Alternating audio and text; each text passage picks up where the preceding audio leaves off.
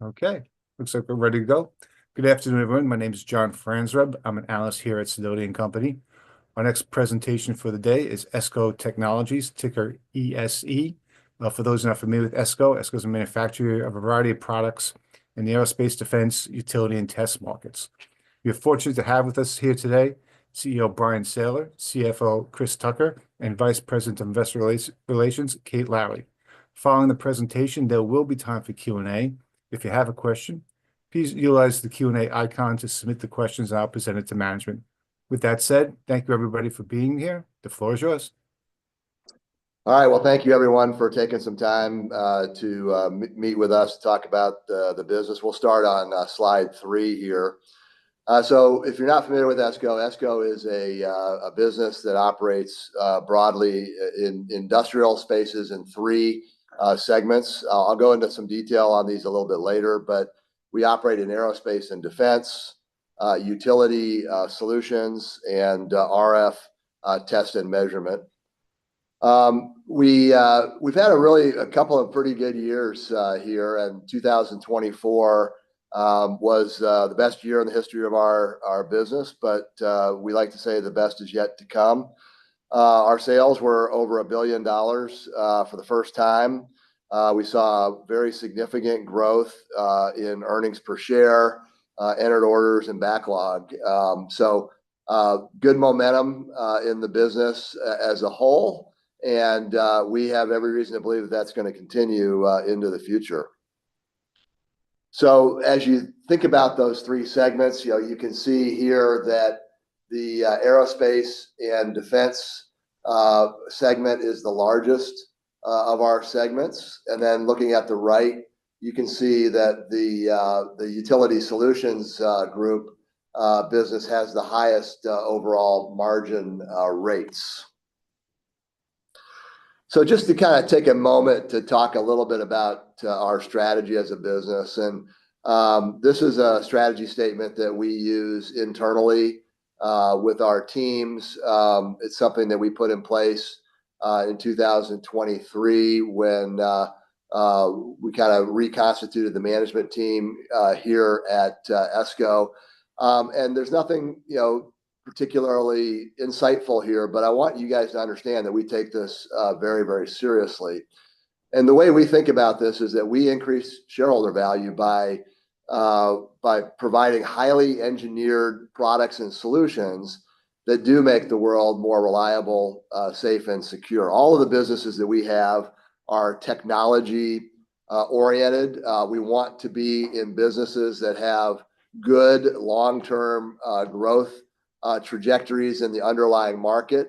And we want to be in businesses that will reward a precision solution with premium value. We want to avoid being in businesses that are more commodity in nature. And I think we've been largely successful in accomplishing that objective. A big piece of this is by building out our team. And one of the things that we did a couple of years ago was kind of put out a common vision, mission, values throughout our business.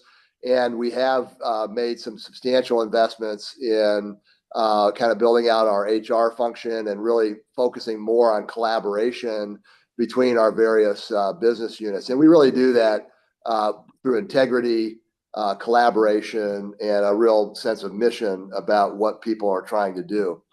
One of the things that we do a lot of is we snap a line on what we think the underlying markets are growing.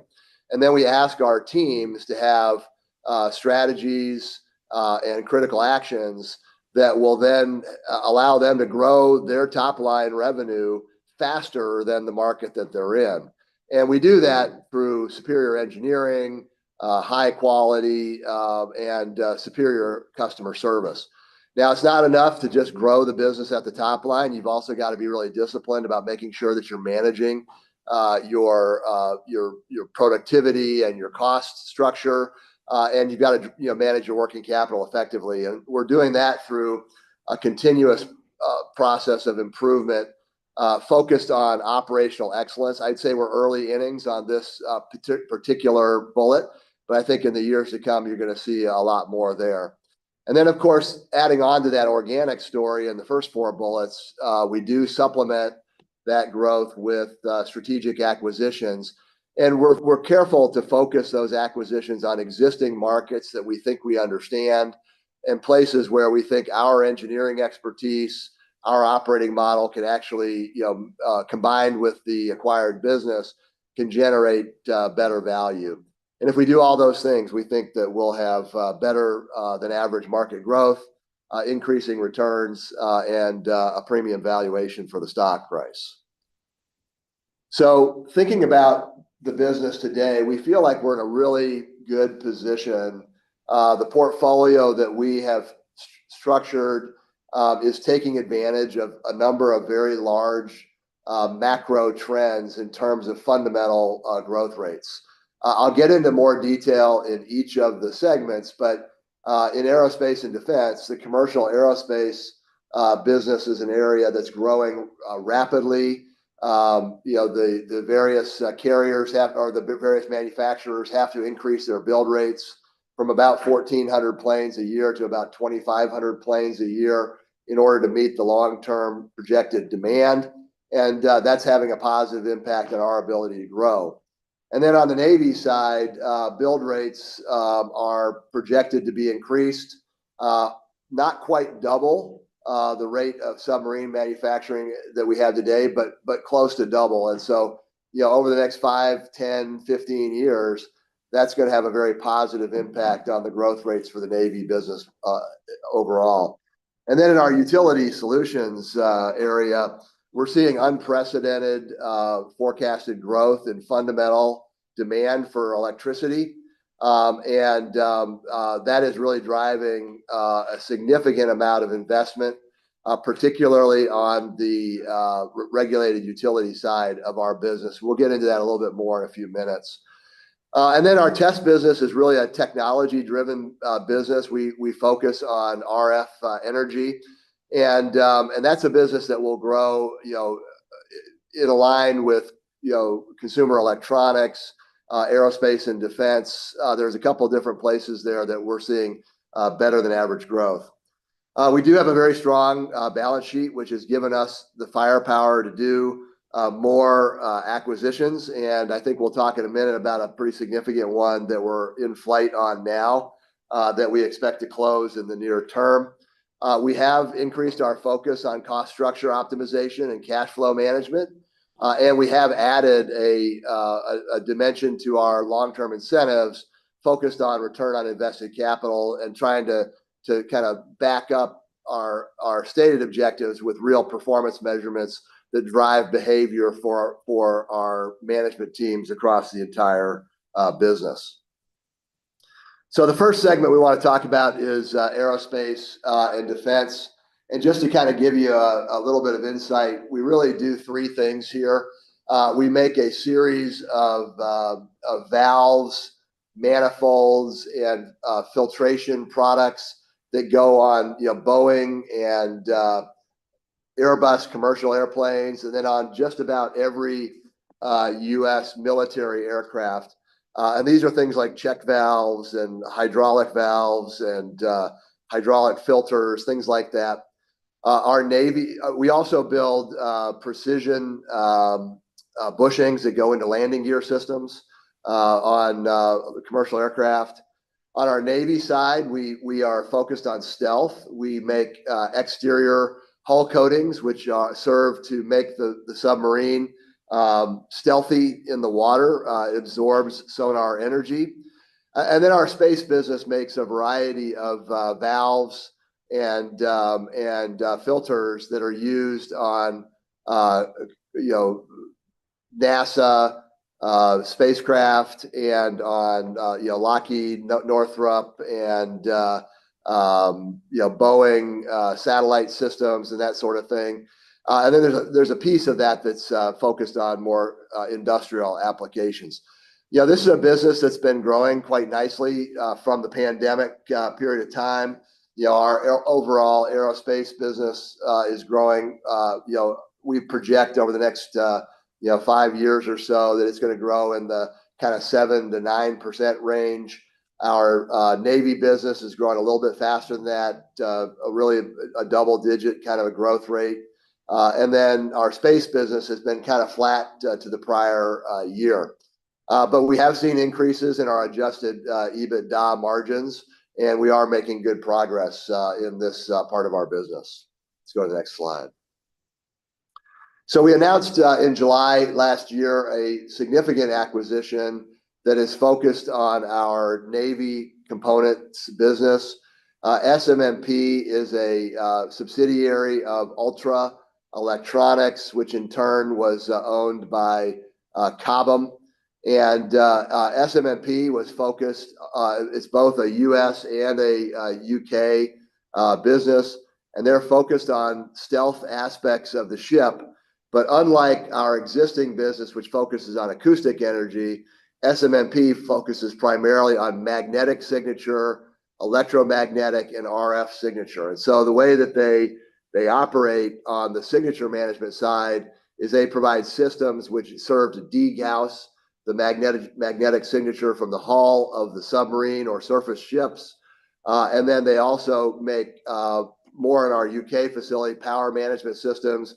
And in the UK side, they actually make the hybrid electric drive that actually, translates the power from the nuclear systems into the drive systems that move the ship through the water. So this is really going to be a great acquisition for us. It does provide a lot of benefits to us. You can see at the bottom there, 90% proprietary business, adds a lot of exposure to the Royal Navy that we haven't had before, does increase our exposure to surface ships, both on the US side and the UK side. We're very excited about this. It will be accretive to our margins and our growth rates for both the Aerospace and Defense segment and ESCO as a whole. Next slide. So growth drivers here are really the commercial aircraft business. I mentioned earlier that they're increasing their build rates from about 1,400 planes a year between the various players up to about 2,500. And so that's going to have a significant impact. We'll get a lot of questions about Boeing. Boeing is making good progress on this front. Frankly, our business would be growing faster if Boeing was able to move more quickly as they try to increase their build rates. There's the fundamental demand for commercial aircraft is really there. Military aero is, of course, got a lot of demand these days. That was a business that was very stable through the pandemic, and so we believe it's going to continue to do so into the future. And then, of course, our submarine business is where there's a lot of growth. And what's happening there is that as the U.S. Navy is replacing the LA class and Ohio class submarines with Virginia class and Columbia class, there's a significant demand to move more quickly, and they want to be at a rate of a minimum of 2 Virginia class per year and one Columbia class per year. Up to this point, we're probably at about 1.3, and we anticipate that the shipyards will be able to get to something like a 2 in a couple of years, then potentially to 2.5 by 2030. And of course, that'll have a very positive impact on our business. Over on the UK side, they're building the next generation fast attack submarine, which will become the platform that will be the foundation for the AUKUS business. We presently have a lot of content on Astute class and the Vanguard replacement, which is their ballistic missile submarine. So this is a great business and one that we're really, really excited about. So moving over to our utility solutions business, the utility business is a great place to be right now. It's driven really more by fundamental growth in electricity demand than it's driven by anything else. And what we're seeing is right now unprecedented levels of forecast demand driven by a wide range of things. It's driven by, we'll get to this in a minute, but it's driven by electrification of everything. It's driven by an aging infrastructure. And what we do here is we make systems and solutions that allow utilities to evaluate their existing assets to determine their current condition. And many of these assets are 30, 40, even older than that. And what they're trying to figure out how to do is how to meet that increased demand by driving more throughput through their existing assets. And that's not an easy equation, because if they overdrive those systems, they can actually cause them to fail, which will ultimately result in less overall capacity. Let's go to the next slide. I mentioned the market growth drivers. There is a significant increase in demand for electricity. It's driven, again, by this aging infrastructure. It's driven by an increase in renewable energy that's being added to the grid. It's also being driven by a lot of reshoring of industrial capacity in North America. And then, of course, added on to that, we have the whole data center story, the electrification of transportation, and in the Northeast, electrification of heating, home heating, and that sort of thing. So we think that demand story is real. The AI piece of this is kind of an X factor on top of all of that.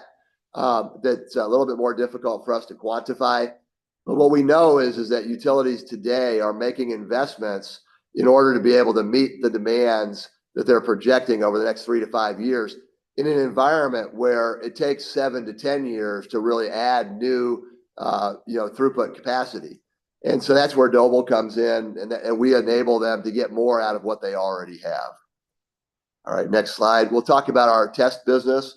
The RF test and measurement business is a technical business that's focused on RF energy. And what we do here is we measure, contain, and control RF and acoustic, radiated RF and acoustic energy. The biggest component of this business is electromagnetic compatibility testing. If you've ever turned over your device and seen the statement on the back that says this device complies with FCC Part 15, Subpart J, or CE mark, or that's the kind of testing that we provide in the consumer electronics space. In aerospace and defense, we provide a lot for electronic warfare, aircraft systems, drone systems. So that's been a nice growing part of our business over the last few years. In healthcare, we do a lot for MRI systems. So we build systems in hospitals. There may be a photo coming up about that. So you can see that this is a business that's got a broad range of markets that it plays into.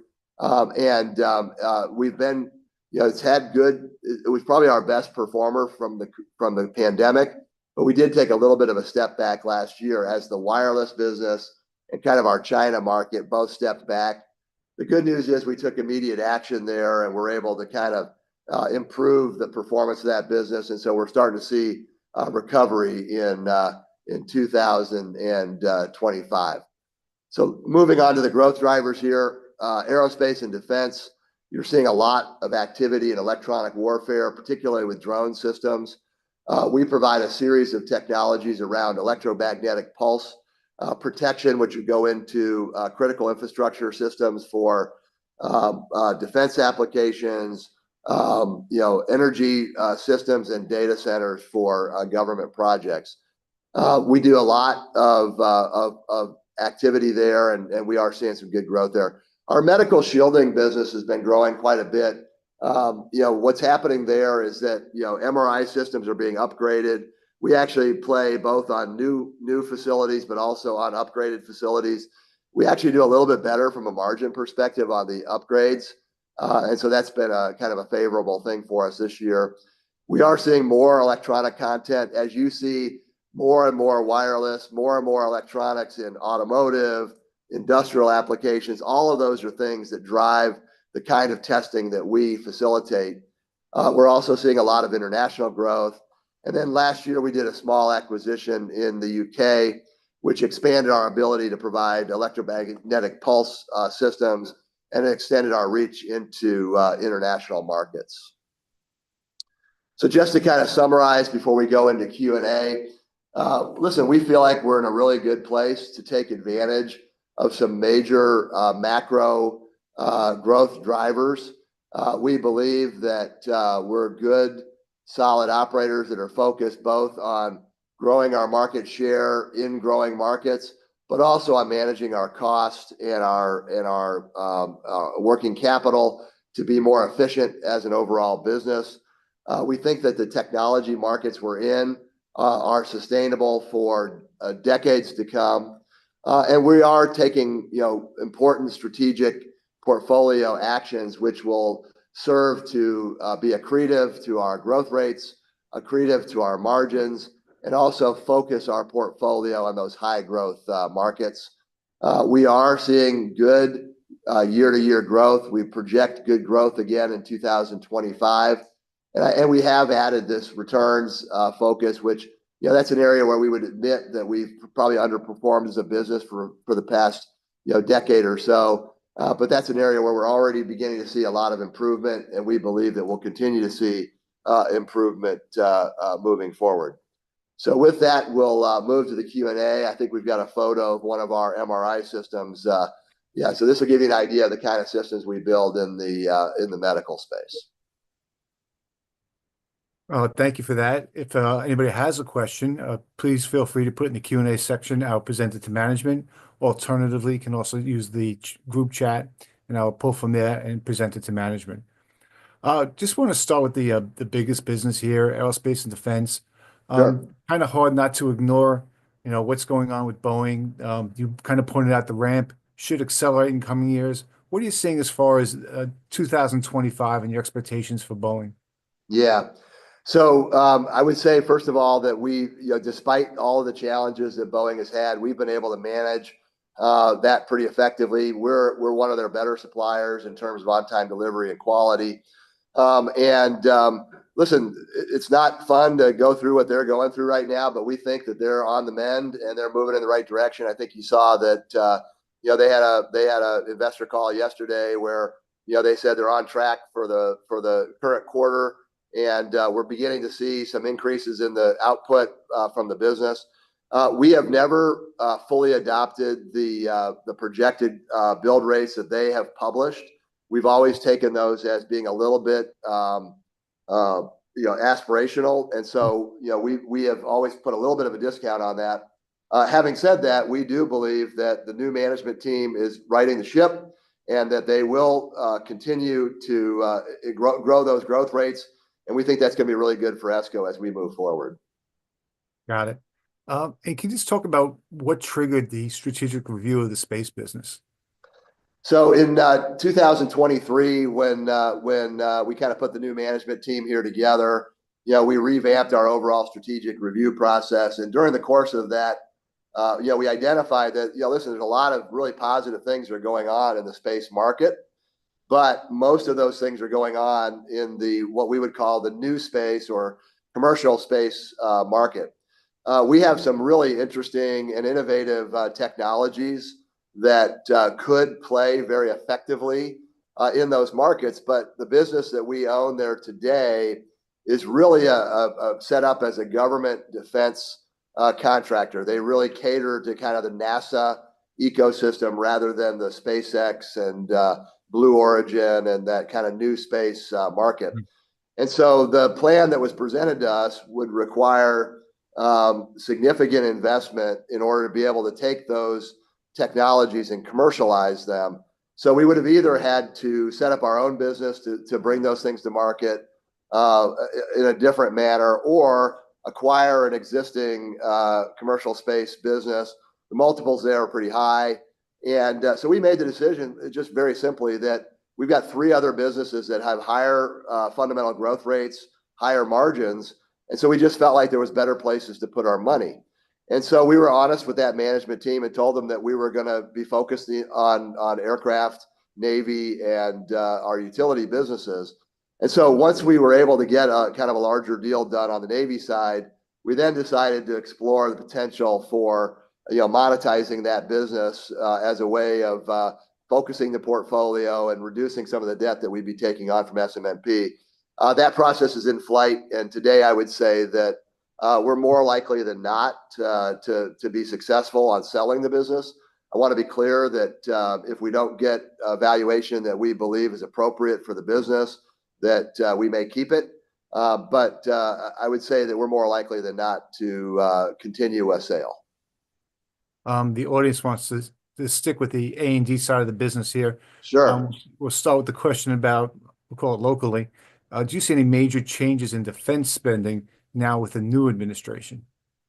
Yeah, I would say that we get that question a lot. Yeah, we get it in the context of Doge and some of the noise that you hear on a daily basis. I think if you separate the signal from the noise here, I think what you're going to find is that fundamentally the new administration and their allies in Congress generally want to increase defense spending.